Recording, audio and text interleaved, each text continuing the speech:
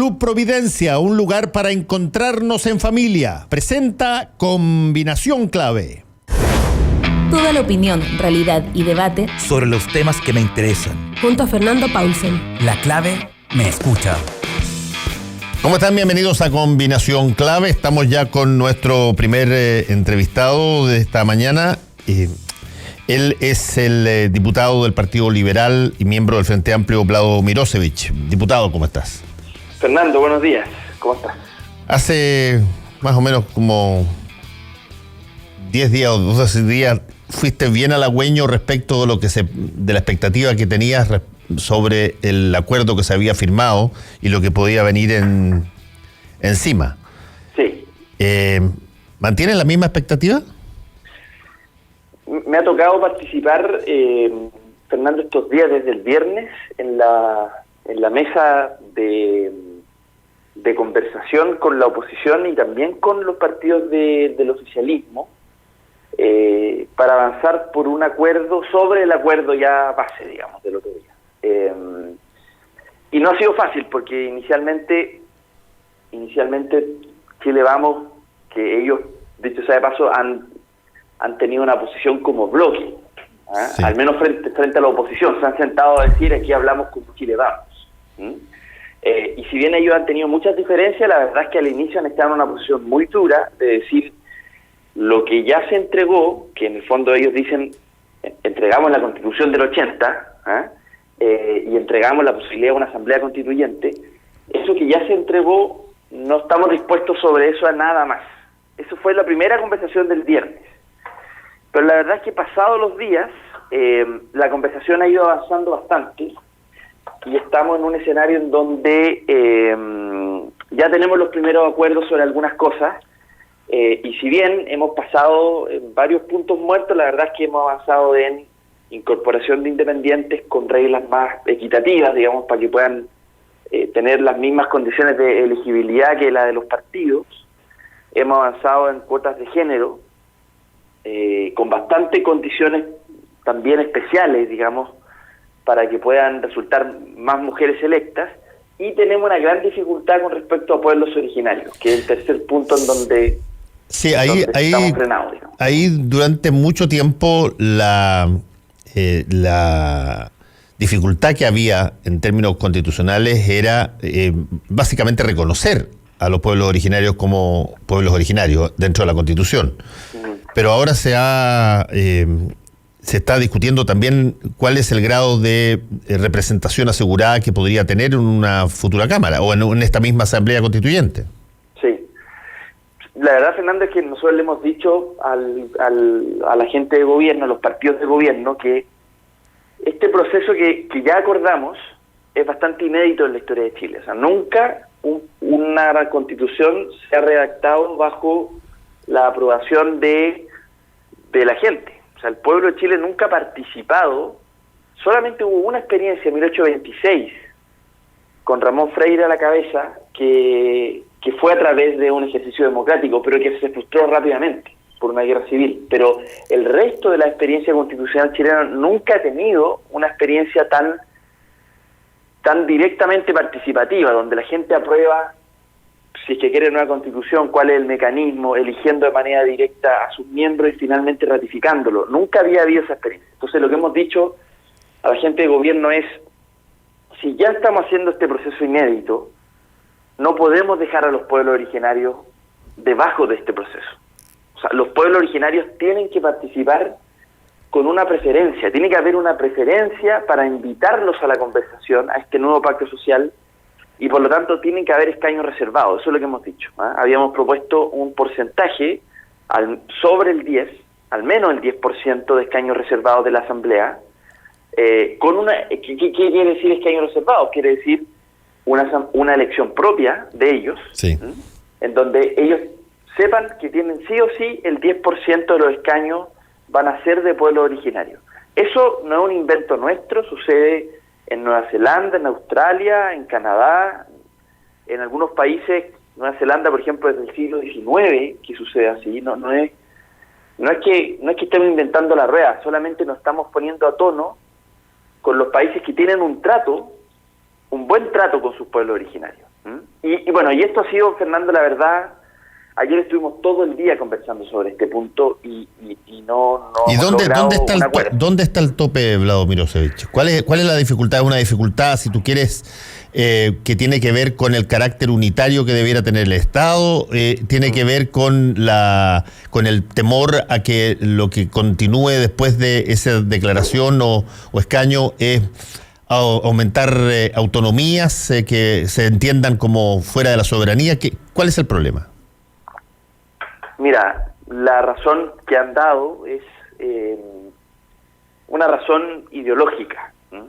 Sobre todo de parte de la UDI, porque, bueno, ellos están hablando como bloque, como dije, ¿no? Entonces, si bien pueden tener matices, y en RN pueden estar más abiertos a esta posibilidad, la verdad es que, o más, de hecho están bastante más abiertos en RN a que esto suceda, pero como hablan como bloque, el veto de la UDI opera como la voz finalmente de Chile Vamos, pero es una razón ideológica, más bien dogmática, o sea, es aquí los pueblos originarios también son chilenos y tienen que concurrir a una elección bajo las mismas condiciones que cualquiera, ese es el principio, que yo creo que esconde una cosa mucho más profunda, obviamente, pero sin embargo sigo teniendo fe, Fernando, de que de aquí va a salir un acuerdo. Porque, como ya dije, este es un proceso inédito en la historia de Chile. Nunca hemos tenido un proceso como este.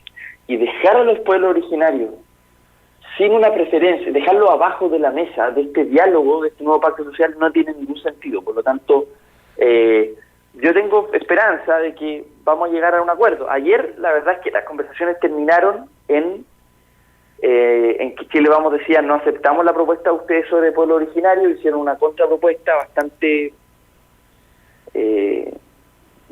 débil, que nosotros dijimos no, frente a eso no estamos dispuestos a llegar a un acuerdo, o sea, y por lo tanto las conversaciones se congelaron, pero yo tengo esperanza de que hoy se van a destrabar.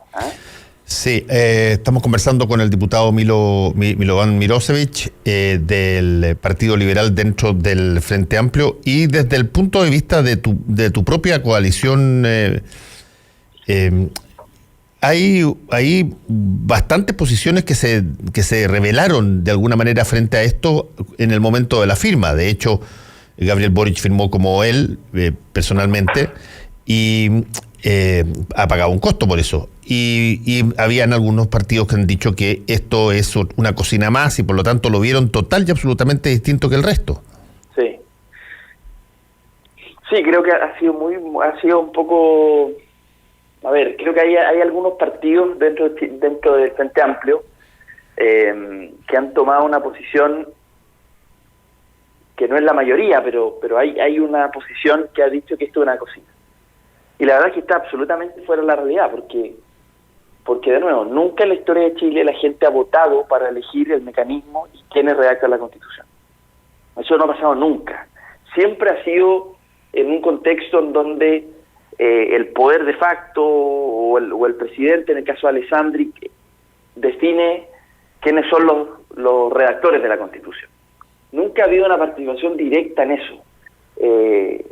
Y entonces creo que decir que esto es una cocina en circunstancias de que el diálogo del proceso constituyente se hizo de cara al país, todo el mundo sabía que se estaba dialogando sobre y cuáles eran los marcos en los cuales se podía llegar a un acuerdo sobre el proceso constituyente, no fue espalda a la ciudadanía en ningún caso.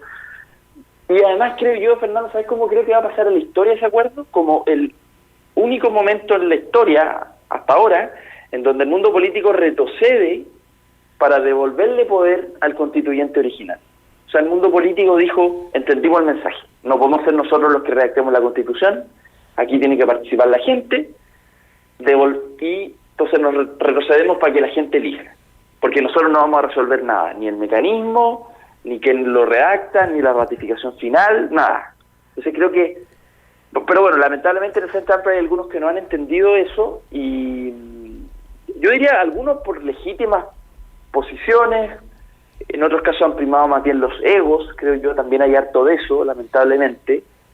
Y bueno, me quedo con la buena noticia. Hubo un grupo de partidos que esa noche dijo, nosotros vamos a terminar, si tenemos la única oportunidad en 40 años de terminar con la Constitución de Pinochet, esa posibilidad, Fernando, nosotros la vamos a tomar. Y no nos vamos a perder en cosas menores, sino que vamos a hacer que la gente tenga la posibilidad de terminar con la Constitución de Pinochet de una vez por todas. Ahora, estamos conversando con Vlado Mirosevic, diputado del Partido Liberal. Ahora, Vlado, hay un punto que al principio como que se minimizó un poco y después tomó conciencia de que era muy importante, que es las velocidades en que avanzan las dos áreas, lo que se está haciendo con miras a la nueva Constitución y la agenda social o las cosas que se necesitan hacer inmediatamente. Ayer se despachó el presupuesto 2020, pero no sé si es que ese presupuesto tiene las capacidades como para cubrir necesidades imperiosas en un sentido lo suficientemente amplio como para que se sienta que es una movida distinta. Sí. No, definitivamente no. La ley de presupuesto no es radicalmente distinto de lo que el gobierno ya venía presupuestando antes del estallido social. O sea, el presupuesto el gobierno lo viene diseñando con varios meses de anticipación, y cuando estalla esta gran revuelta, la verdad es que no ha habido grandes modificaciones del presupuesto. Pensiones, ayer se logró aprobar finalmente con un aumento del 50% de la pensión básica solidaria. Se logró aprobar reducción del pasaje para adultos mayores del 50%. El 50% en el caso de las pensiones es a partir de qué edad? ¿O es? Se hizo una en la comisión mixta, se llegó a un acuerdo para que no se extendiera. ¿Tú te acuerdas que eran 3 años para poder llegar, o 2 años y medio para poder llegar finalmente a que todas las personas mayores de 75 iban a tener ese aumento? De 75. 75, sí. Ya. Eso se redujo finalmente en menos tiempo, porque había una gradualidad que había establecido el gobierno originalmente, se redujo, y ahí se logró finalmente mayoría. Pero la verdad es que no hay si tú me preguntas a mí, no veo que haya un esfuerzo significativo de una agenda social más robusta, y tampoco veo que haya una propuesta de justicia tributaria que pueda sostener eso financieramente, porque lo que el presidente anunció originalmente, que era el aumento del tramo de 35-40 en impuesto a la renta, la verdad es que eso es poca plata. Estamos hablando de 300 millones de dólares, no ayuda al tamaño de lo que se requiere, y fuera de esa propuesta, el gobierno no ha seguido avanzando en cómo vamos a financiar la agenda social. No está resuelto eso, y tampoco hay un debate de justicia tributaria. Ahora, eso me parece bastante riesgoso, porque justamente la gente, más allá de ver en los pormenores que se están haciendo en torno a las posibilidades de tener una nueva Constitución, lo que va a mirar va a ser qué tanto puede mejorar su situación en determinadas materias inmediatamente, y eso tiene que ver con lo segundo, con la agenda social, sí. Incluyendo el presupuesto 2020, digamos. Efectivamente es riesgoso. Ayer se lo hacíamos ver a los partidos de gobierno, le decíamos, si avanzamos con este proceso constituyente y no avanzamos en agenda social, esto va a generar finalmente un problema. O sea, tenemos que avanzar de manera tan decidida como lo hemos hecho en esta materia, en materia constitucional. No podemos no avanzar en agenda social, pero lamentablemente no veo de parte del gobierno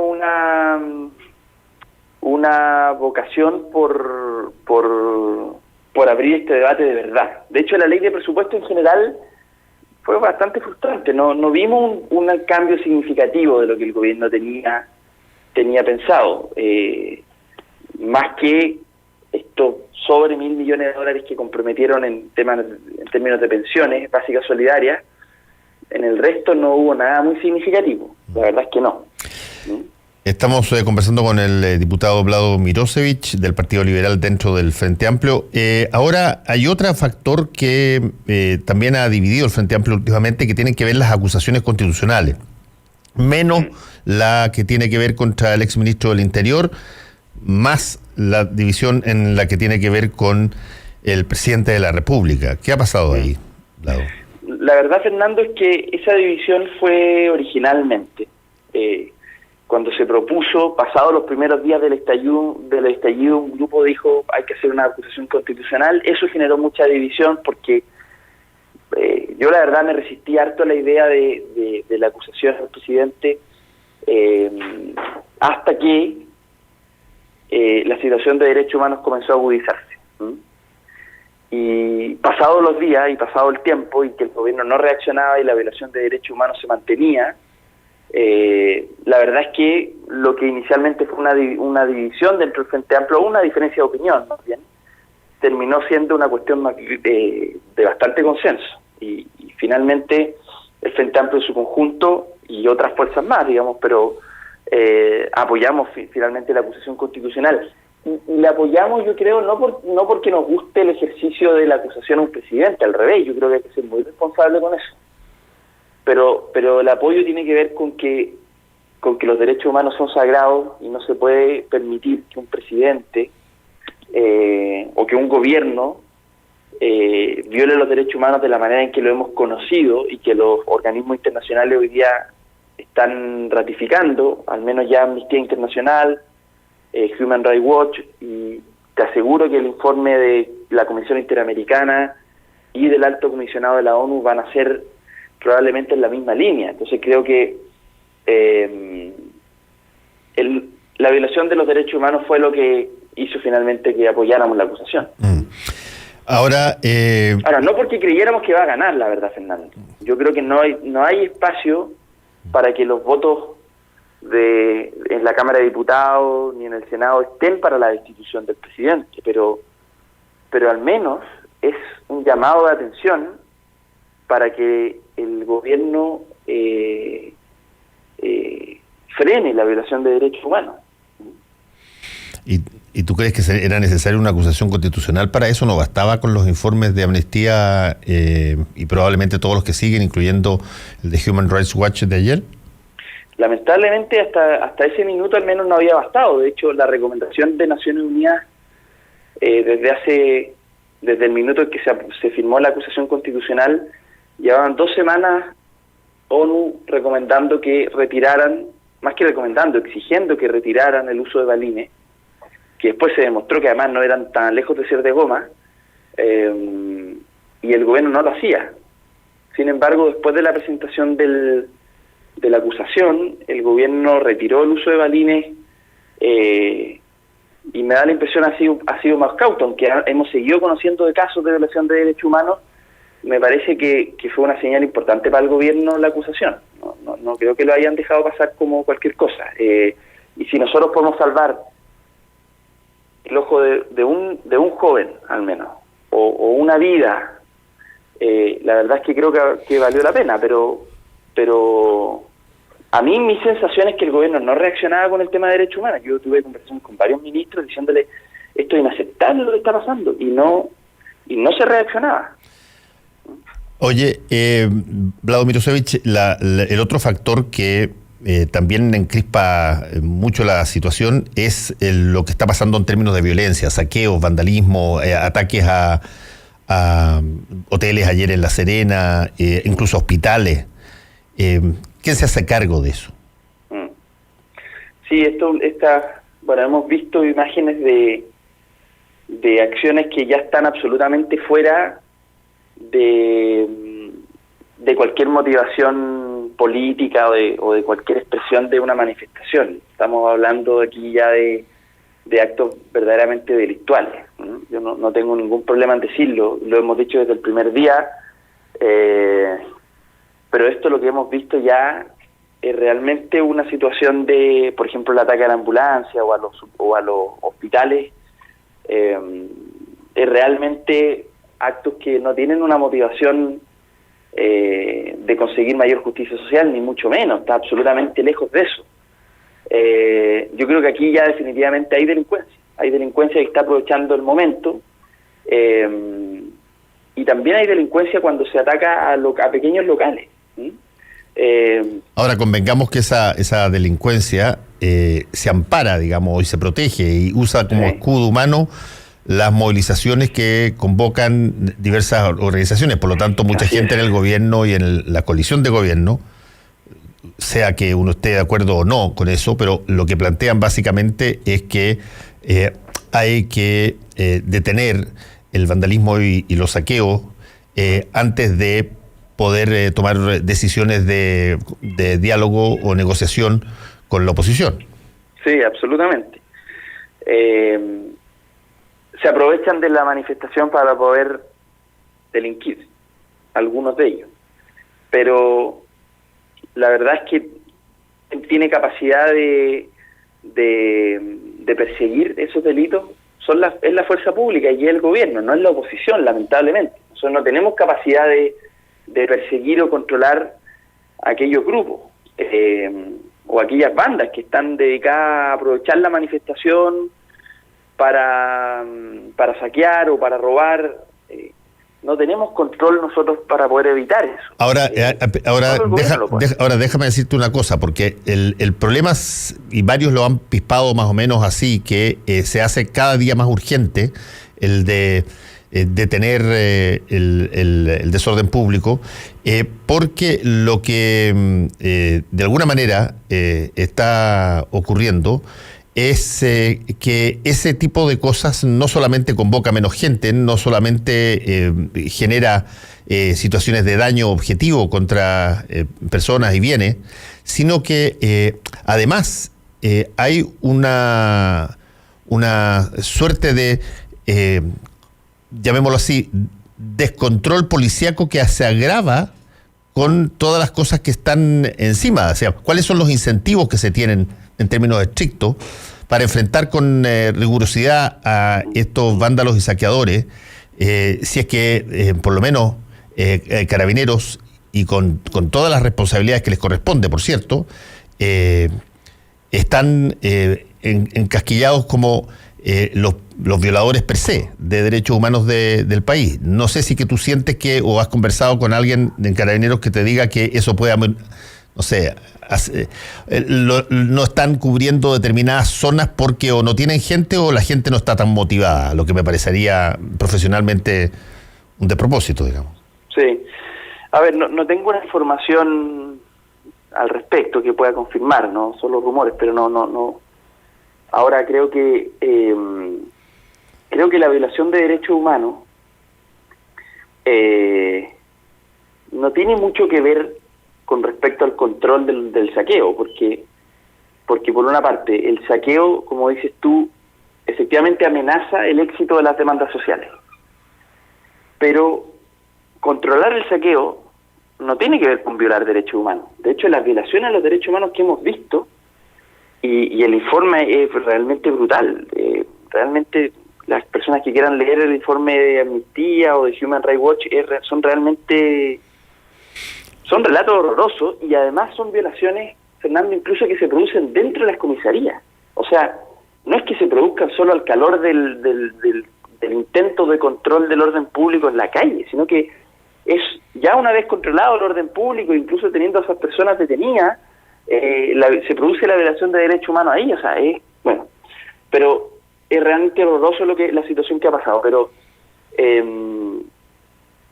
yo me he preguntado por qué Carabineros, en vez de ir sobre los manifestantes pacíficos, que hemos visto muchos de estos casos, no va focalizadamente sobre los grupos que están saqueando, que está absolutamente lejos de ser la mayoría de la movilización. O sea, hay una marcha multitudinaria y hay un grupo que está saqueando, y Carabineros no se dedica al grupo que está saqueando. Entonces creo que ahí hay un problema.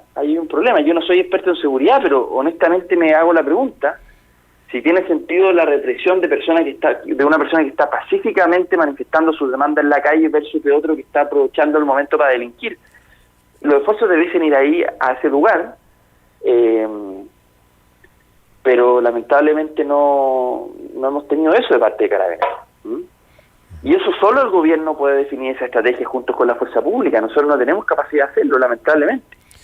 Y además obvio que lo repudiamos, Fernando, porque yo veo de manera nítida la amenaza que en la medida que más grupos aprovechen el movimiento social para saquear, obviamente que se ve amenazada la posibilidad de éxito de las demandas sociales, porque también hay un grupo de gente que yo lo veo que está teniendo más miedo sobre esto, aunque a pesar de que está de acuerdo con las demandas, que las demandas son justas, que hay que escuchar a la calle, que hay razones para protestar, hay gente que en su caso hoy día está con más temor que antes.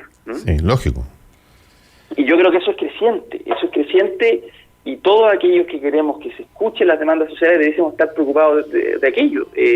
Por eso le hemos dicho al gobierno, no tenemos problemas per se de discutir sobre seguridad, pero discutamos sobre seguridad con propuestas que primero no sean pirotécnicas y segundo, no sean como las que hemos leído ayer a propósito de la posibilidad de que el gobierno salte el estado de emergencia para poder llevar Fuerzas Armadas a los lugares críticos.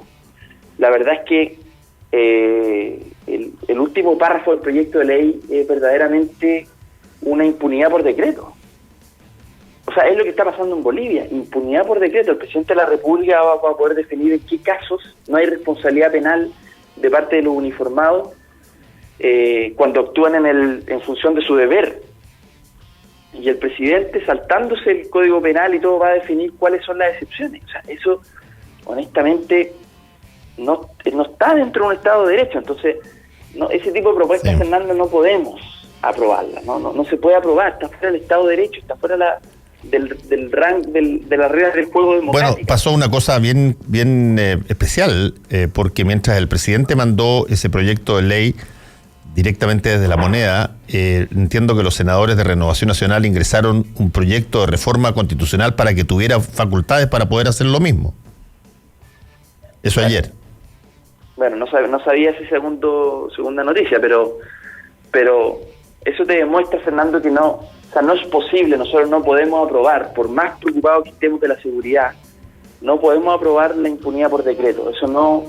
Eso era propio más bien de las monarquías, de otros regímenes políticos, no de este. No podemos, sí, no podemos entregarle al presidente una facultad para entregar impunidad. Eso no funciona así el Estado de Derecho. Vlado Mirosevich, diputado del Partido Liberal, muchas gracias por estar con nosotros hoy día en Combinación Clave. Que te vaya bien. Gracias, Fernando. Un abrazo. Chao. Para hacer un buen negocio, necesitas ser un gran anfitrión. Para organizar un seminario productivo, debe elegir